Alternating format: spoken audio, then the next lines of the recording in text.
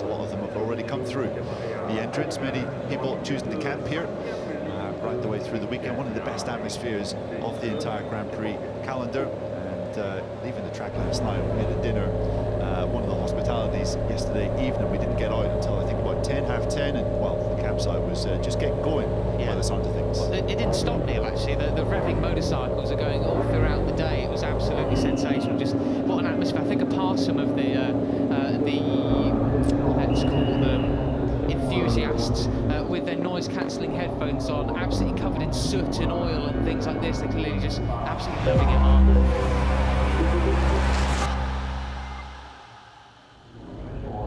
Well then, let's get a quick more rundown of the grid then. Row 1, you have Ferrari taken off from pole, Hector Garzo P2, Jordi Torres P3. Then it's one of the rookies, Randy Krummenacher, not a rookie to the Grand Prix game, that is, I should say. 4th position from Kevin Manfredi in 5th, Nicolas Spinelli in 6th position. Row 3 is Mattia Casadei from Kevin Zanoni and Mikel Pons. Andrea Mantovani heads row 4 ahead of Alessandro Zacconi and Hikari Akubo. 2 riders there who've got previous very good form in MotoE. Hikari Akubo, a bit of a Le Mans specialist. How can he adapt to the new Ducati machinery? Tito Rabat heads row 5 ahead of Alessio Finello. Lucas Salvadori is P15 ahead of Mika Perez and Maria Herrera starting from 17th position. Prediction time, Neil. Go on, put you on the spot. Let's have it. Well, no way, I'm not even bothering. just awesome. Jordi Torres, I reckon, from 3rd on the grid. I'm going to say Ferrari. Thanks for asking, guys. Go on, Fran, what do you reckon? Yeah, someone on the front row. I am going to say, though, I think Hector Garzo is going to get the whole shot, because I don't think he'll allow anyone else to. Okay, well, we've covered the front row then, basically, at least as far as the whole shot goes. Yeah, exactly. It is worth pointing out that the first chicane here has been the scene of some drama and some incident in recent MotoE encounters, not least last year when Jordi Torres had a really nasty crash coming out of turn 4. So let's just hope that everyone can get through the first chicane A-OK, and then we can get down to the serious business of racing. Well, on that note, before that and after that, Fran. Can I add one more thing? I'm sure he will be watching, and we all want to send our best wishes to Eric Granado, the LCR team rider, who isn't with us for the kickoff of this historic MotoE season, but I'm sure hopefully he'll be back in action at Mugello. Yeah, thank you very much, Fran, for that reminder. So we spoke about Eric, bless him, at the start of yesterday's qualifying session, but if you didn't join us then, yes, we unfortunately we are only 17 riders on the grid then, with Eric Granado missing here. I mean, he is competing in World Superbikes full-time as well. A busy, busy year for the Brazilian. Hope to see you back, Eric, ASAP in Mugello. Very good luck in your recovery. Nearly race time then. No warm-up lap in MotoE. It's about 30 seconds to go, with Ferrari on pole, from Garzo in 2nd place, Jordi Torres, your 2-time World Cup winner, in 3rd. The red flag is up at the start of the grid. It will be silence until it breaks for MotoE to burst into life once again into this brand new era. Ducati's all thundering through turn 1, up the start and finish straight. The red flag departs from the grid, the green flag waves, the lights will come on and they'll go off. And we're racing for the first time in this brand new era of MotoE. It's a near perfect start for Matteo Ferrari, but Garzo got a bit more of a jump. He's got a better run. Fran looks to be right with the whole shot. It's number 4 of Hector Garzo who leads us into turns 1 and 2. There's going to be some very, very late braking moves in here. The first time that they've been around this Le Mans circuit, all as a pack together, but all safely through turns 1, 2, 3 and 4. Big sigh of relief as they all come through turn 4, and it has been Hector Garzo that leads down into La Chapelle with Ferrari and Jordi Torres close behind. It is Nicolas Spinelli who's risen from 6th on the grid up to 4th. He didn't actually get a great jump off the line, but has made some real good progress in the first chicane. Randy Krummenacher has just been bumped down a singular position from his starting position of 4th down to 5th. That's not so bad from him, and he's not afraid to get his elbows out. We know that from his World Supersport and Grand Prix days. He's got the 77. Mikel Pons swarming all over the back of him. Casadei been keeping that same 7th position that he started in. Down the back straight they come.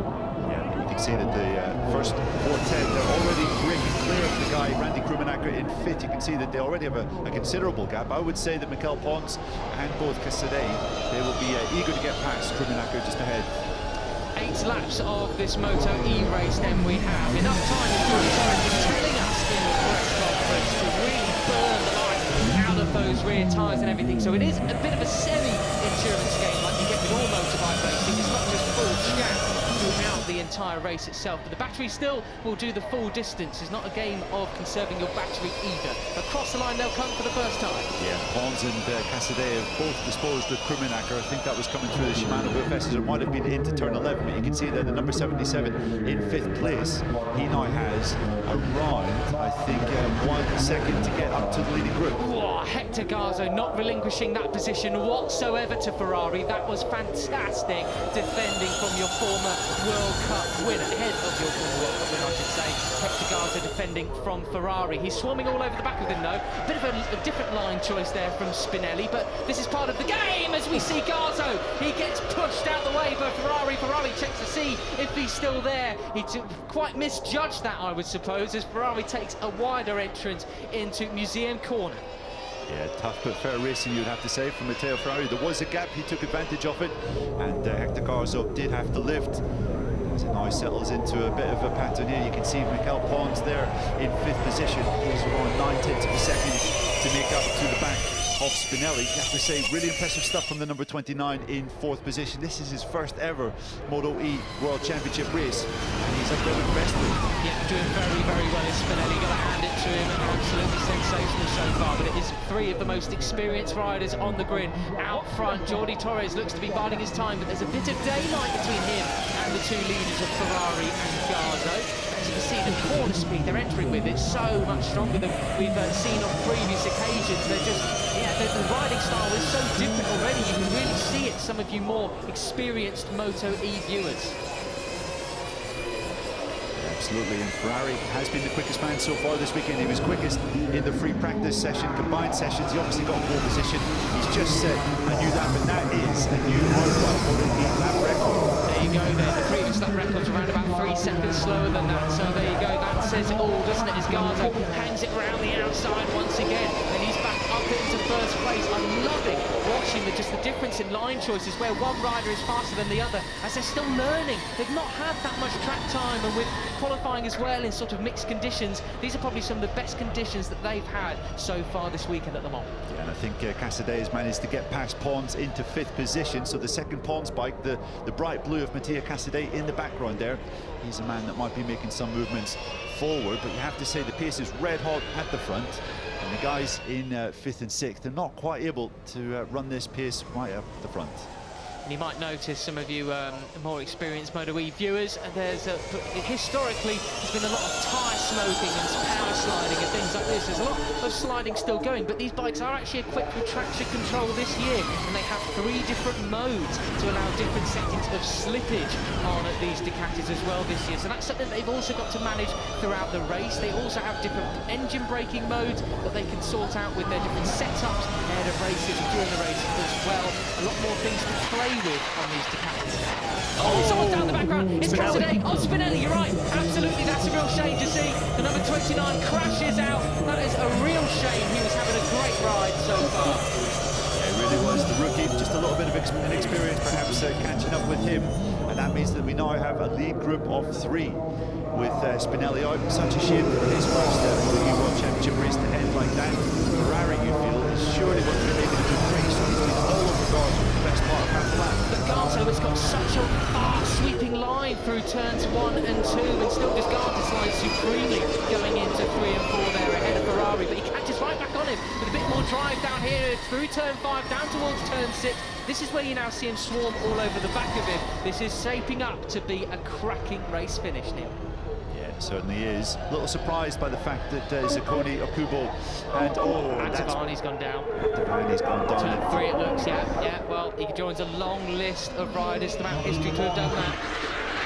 Yeah, absolutely. Tavani riding for the RNF team in this year's MotoE World Championship. Someone else has gone down in the background. I think it's Pons. I heard a crash in the back of my headset, and it is. It's Pons and Casadei. Oh, dearie me, they're getting a bit ambitious with their lines and braking as they're getting more comfortable, and down they go, both of them. So it looks like we got the top 3 could well be sorted out. 4.5 seconds between them, and then your rookie of Randy Krummenacher. disastrous stuff for both Pons and Mattia Casadei, two guys that you would be counting in the list of names as guys that could be fighting for the championship. We haven't seen what exactly happened down there at Musée, turn 7, but that's obviously a really difficult point on the front end of this bike. Oh, I wonder if they crashed together. You have to imagine, considering how close they were on track, maybe they did.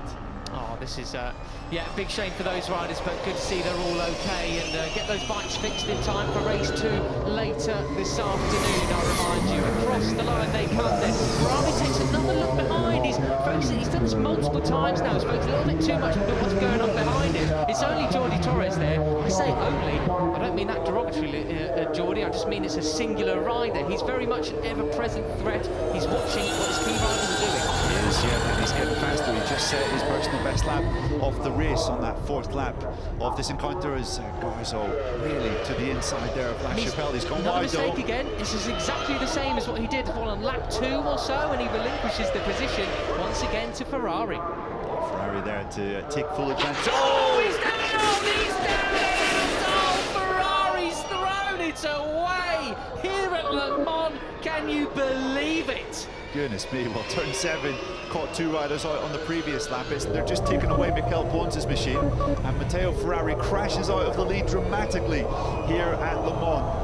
Not a rider that is known for doing that. No. Usually one of the most consistent names in this championship, and Ferrari, well, that's a 0 on his scorecard straight from the off. Goodness me, could it be then Hector Garzo heading towards a victory here in MotoE? How much would he absolutely love that? I think actually that would be Hector Garzo's first ever MotoE victory, wouldn't it? Because he got many, many podiums previously. I'm not sure about a victory. He's had 2 second places in his MotoE career. Both of those came in 2019, 4 years ago. So Hector Garzo's never quite managed to get the deed done, but let's see whether he can hold off Jordi Torres, because as we were saying before Ferrari crashed, he's only been getting faster as this race has been going ahead. Yeah, he's been managing those times very, very well, hasn't he? Look at the battle behind them now. You've got Krummenacher, Manfredi, Ciccone, Yakubo and Zanoni, and then Rabat off the back of that leading group 2 as Torres takes a little peek up the inside of Garzo. How about this then, Neil? Of course, you remember what we said to Fran yesterday at Parc Ferme. He was a little bit too frantic, not too calm in his mind. He's trying to be working on being a bit calmer.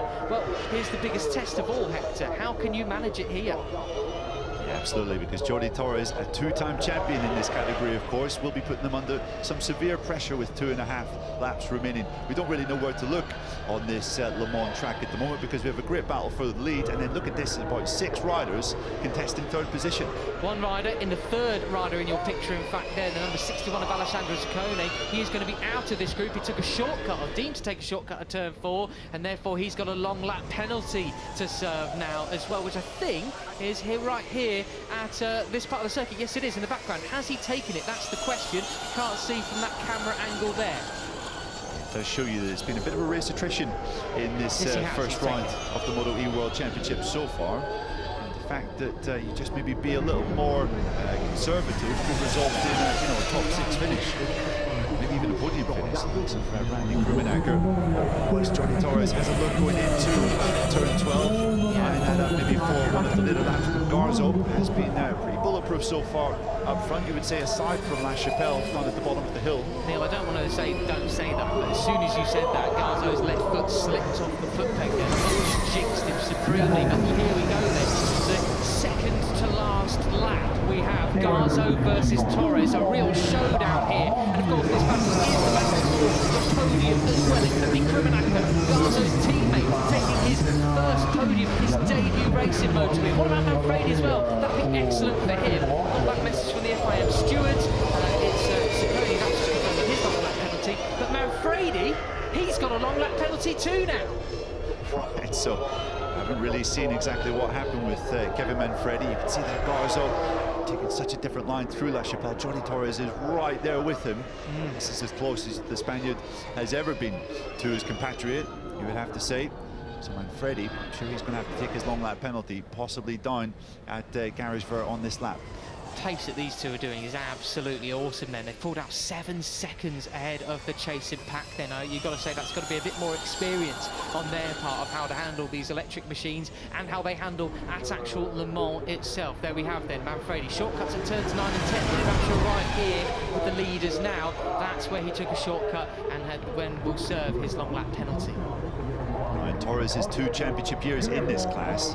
He basically won those championships by being super consistent and not really risking too much in the first part of the year. You just wonder whether Jordy's going to take that approach. It does look as though he is willing to risk it all for that to get his first victory in this new era of MotoE. Look at the way they're both hanging it out there, sliding their bikes through into the final corners then. That was awesome. Across, out the final corner they come then, across the line. It's 1 lap to go here in the first race of this new era for the MotoE World Championship. Here we go. Number 4 versus 81. Torres and Garza. Boom, through turn 1 they come. Into turn 2. This is the first main overtaking opportunity. Torres makes his move. Through he goes. Parks it perfectly in front of Garza. Out the next turn he comes. Turn 4. Now it's turn 5. Another opportunity here into turn 6. But Garza not very good through there throughout the duration of the race so far. Clean as you like from Jordi Torres into turn 3. That was a textbook manoeuvre. And look at the smoke pouring off his rear Michelin tyre as he accelerates out of La Chapelle down into Musée. He's already gapped Garzo just a little bit coming through the first sector. He's got 1.5 tenths in hand. Garza's going to have his work cut out trying to get that back. This could well be experience over the years where he's become a 2-time World Cup winner in MotoE that Jordi Torres is harnessing all the way through this final lap then. Through Garage Berg, onto the back straight. Time is running out for Garzo to try and make a move. There's Manfredi, out of the podium battle. He goes with this long lap penalty. Yeah, it looks like Krumenac has got just enough in hand over Zanoni to hold that podium spot. Here we go though, Neil. Through turns 9 and 10. Turn 11 is another overtaken opportunity, but that looked like a mistake for the number 4. He's conceded a bit more ground to Jordi Torres. He's now got a firm bike distance as we come into the closing complex. Here we go then. It could be Torres for the win.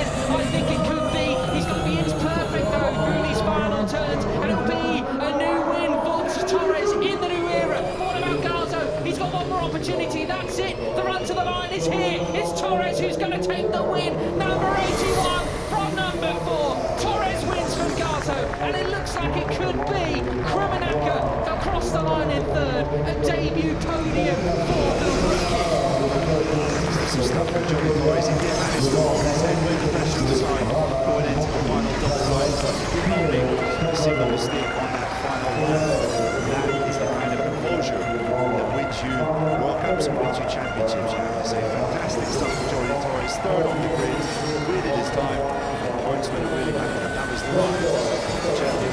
Yeah, you know, Neil, I was thinking, once we just watched him a couple of bike lengths off the back of the leading duo previously when Ferrari was there, I was thinking, ooh, I wonder what Torres is doing. Is he able to hang with him? Is he just hanging back a bit, watching what's going on, waiting, judging what's happening? Where is he faster? Because they're still learning these bikes around this track.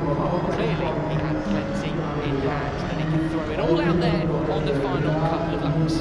Yeah, not great for Jordi Torres to come back to Le Mans, the track where he had that horrible crash last year. I mean, his crash wasn't so bad, but then he was run over afterwards, broke his left femur. Really, really ugly spill. And, well, he's come back to this track this year and started it off with a victory. Fantastic stuff from Jordi Torres. To say those are a big 25 points considering some of the big names that crashed out of that race. But it's a long way to go, Neil. 8 rounds, 15 races to go then in the championship already. So plenty can happen. And it was great to hear in the back of our headsets there a massive round of applause for all the fans trackside here. This is what it's all about, MotoE. You know, whatever your thoughts are on electric mobility and this and that, the key thing here is great racing. That's what they want. That's what they got. And Jordi Torres, ever the showman, geeing up the crowd there through Garage Berg. How about that? Probably the biggest crowd he's raced in front of for years there. Look at this, brilliant stuff. And this was the move that won in the race, Neil. Yeah, textbook overtake up into turn 3. Did not go wide at all. Got his braking absolutely spot on, you would have to say. Lined them up through turns 1 and 2 just there. And then under Garza. I thought initially he was maybe going to run ever so slightly wide. Such was his closing speed, but not a chance of it. Amazing, man. Even though Jordi Torres is a 2-time champion in his category, that is only his 3rd race victory in his MotoE career. a thing, isn't it? Plenty of riders have been able to win races, but Eric Granado, of course, with plenty of wins in this class, but unable to put together the consistency required for a previous World Cup. Overall victory as Torres now enters pit lane and heads towards Parc Fermé. I hope Hector has remembered to go to Parc Fermé this time around, but he will have to, another second place will have to do for him as Torres strokes his Ducati. He's in love with that thing, isn't he?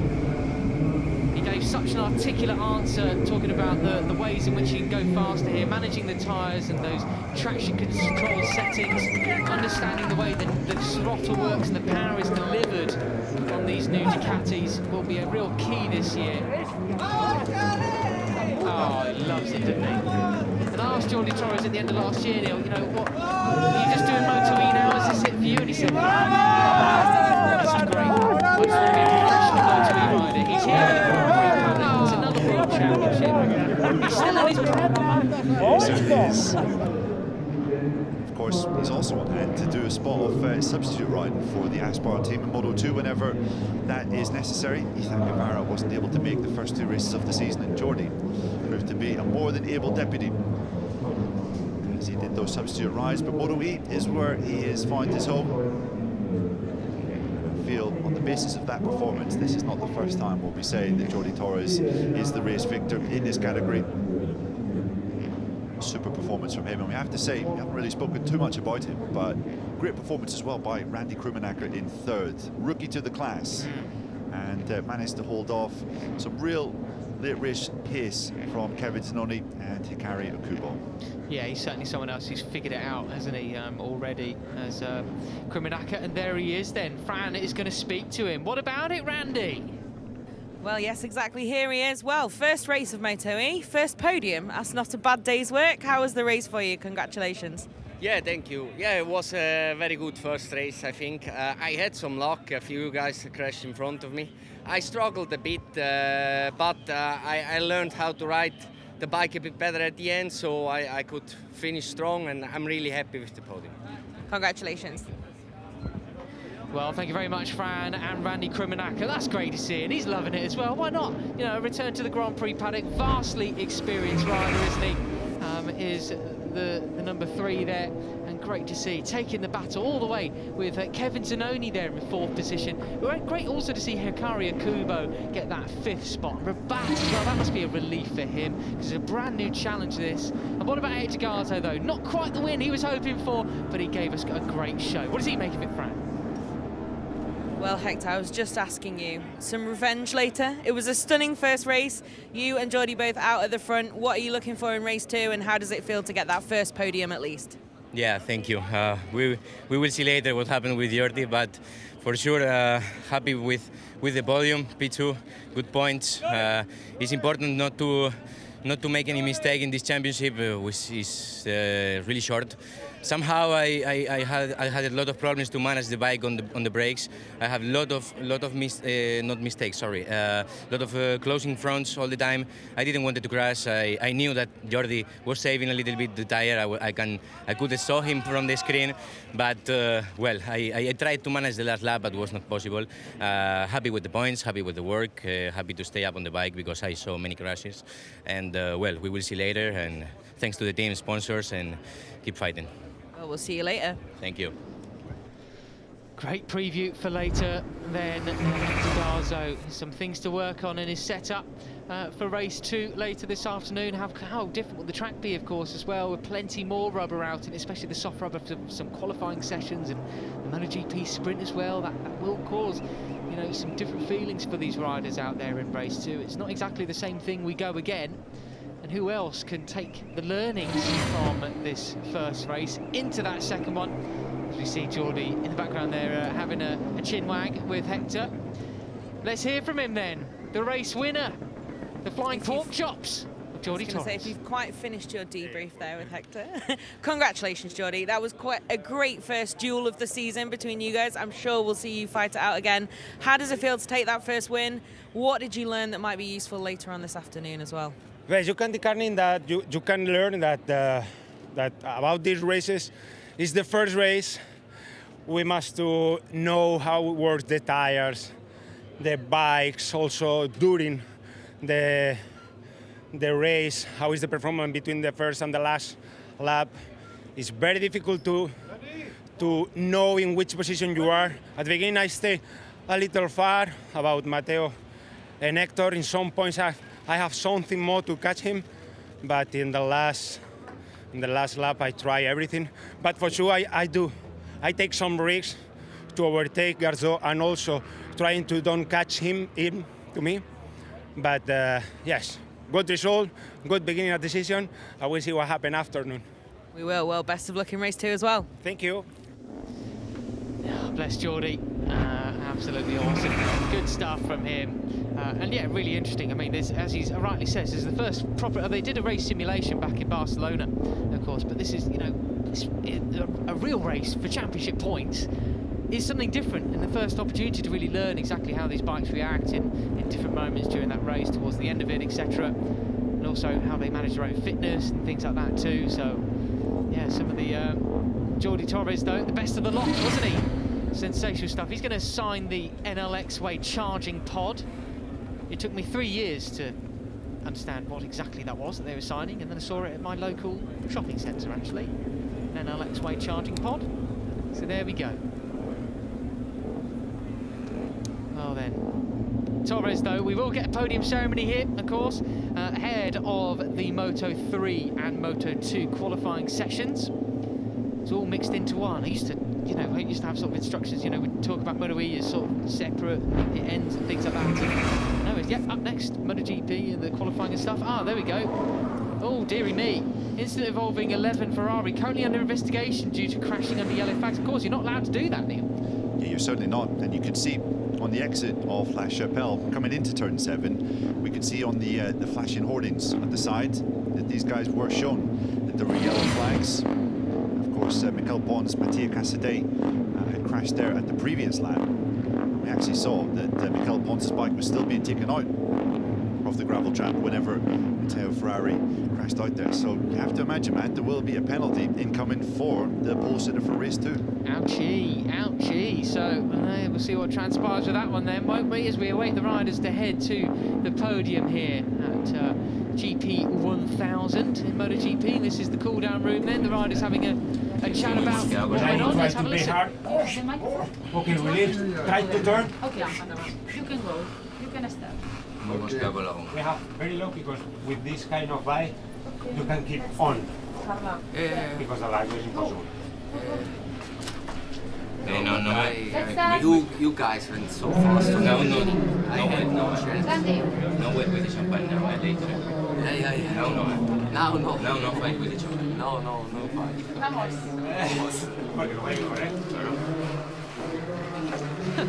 That was like Jordi Torres. I saw him yesterday, actually, before the qualifying session, giving a sort of tutorial to Maria Herrera about how he rides these MotoE bikes. He's even still willing to give secrets away to the guy who's just, as a rookie, he's just got his first podium. So fair play, Jordi. What's mine is yours, etc. Now onto the podium they come. You hear all the applause in the background as well, a massive crowd. Excellent stuff. And there he is, Spanish Elvis then, out onto the podium. Pretty cool, what they say, Neil. Yeah, you would also have to say that the Danivolt Intact GP team, maybe they were slightly worried when Dominic Egeter decided not to take part in this year's MotoE World Championship. Good point. But it looks as though they've replaced him in a fantastic way. Both Carazo and Krummenacher on the podium in their first race for the team. Krummenacher's first race in the championship. Yeah, really, really well done to him. And new trophies as well, not quite as big as we've had previously. The giant NLX. It was NLX Way previously, but these ones are far more sort of modest and will fit more snugly on in your trophy cabinet or wherever you happen to store them. But I think the golden one about to come out now for Jordi Torres then. Roberto Cane, e-mobility director at Ducati Motor Holding.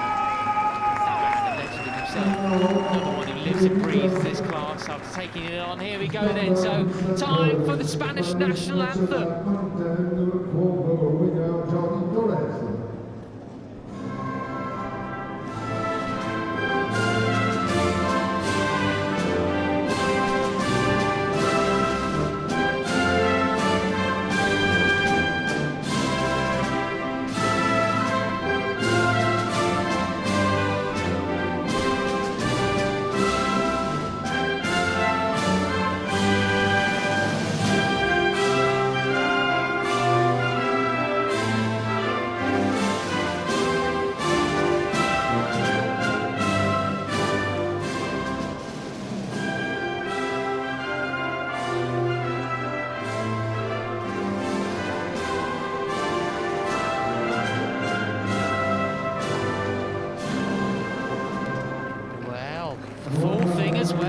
Of course, with Randy Krimenacher being Swiss as well, too far from home for him. Heath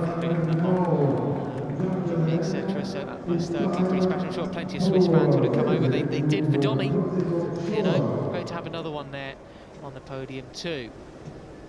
What are we waiting for now? Are we having photos or another one? I think, yeah, you can spray the Prosecco. Just don't drink it, guys, because you've got another race later. Just remember that. Here we go then. See all the fans in the grandstand. That's cool, isn't it? Very, very nice indeed. Proper blockbuster timings and prime time, I should say, for MotoE on Saturdays this year. Saturday lunch and Saturday afternoon straight after the MotoGP sprint. Absolutely awesome. What awaits us later this afternoon then? What time is it getting underway? Let's look at the running order. I forget. We're on air from 4 o'clock. How about that then? Okay, so these are the final results. We may not be getting highlights in this one. I thought we were getting highlights next, but there it is. Carazo and Torres separated by 0.092. Krimenacher 7 seconds up the road in 3rd place. Sinoni took 4th ahead of Akubo. Rabat in 6th. Manfredi, after that long lap penalty, was 7th. Then we have Ciccone 8th. Pinello in 9th. Salvadori, Perez and Herrera, the last riders to finish that race in P12. All other riders crashed out, unfortunately, but thankfully all okay. And we look forward to seeing them back out in race 2 later on.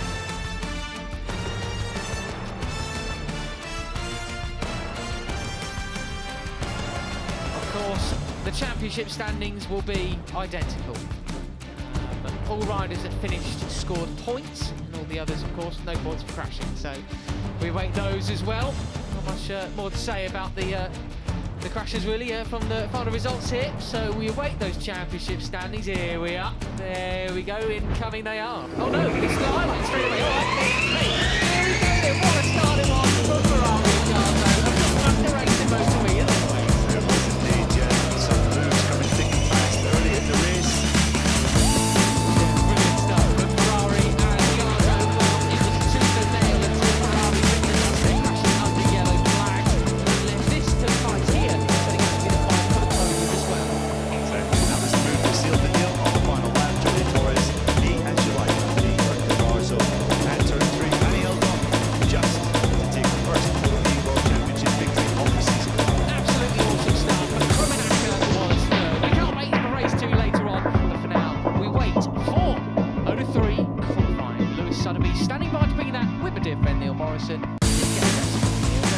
We'll leave you with the championship standings and we'll catch you later on.